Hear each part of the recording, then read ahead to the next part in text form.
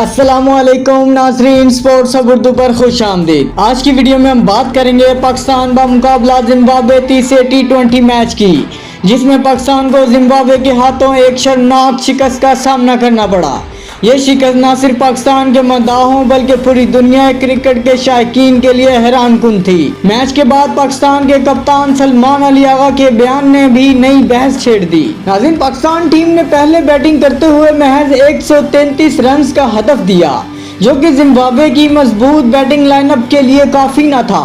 Zimbabwe نے آخری overs میں یہ ہدف حاصل کر کے پاکستان کو شکست دے دی۔ ناظرین، پاکستان نے سیریز 1-2 سے جیت لی، لیکن آخری میچ کی شکست نے کئی سوالات اٹھا دیے۔ ناظرین، میچ کے بعد سلمان علی آغا نے میڈیا سے گفتگو کرتے ہوئے کہا، پاکستان ٹیم کے کچھ کھلاڑی دل سے نہیں کھیل رہے تھے اور یہ ہماری شکست کی سب سے بڑی وجہ ہے۔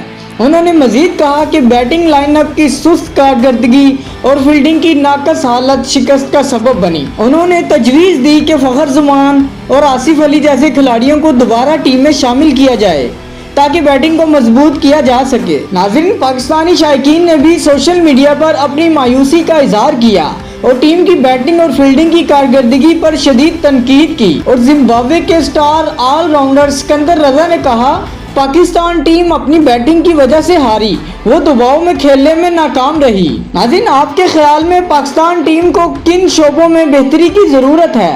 کیا فخر زمان اور آصف علی کی واپسی ٹیم کے لیے فائدہ مند ہوگی؟ ٹیم کی بیٹنگ اور فیلڈنگ کو بہتر بنانے کے لیے کیا اقدامات ہونے چاہیے؟ اپنی رائے کامنٹ سیکشن میں ضرور دیجیے گا۔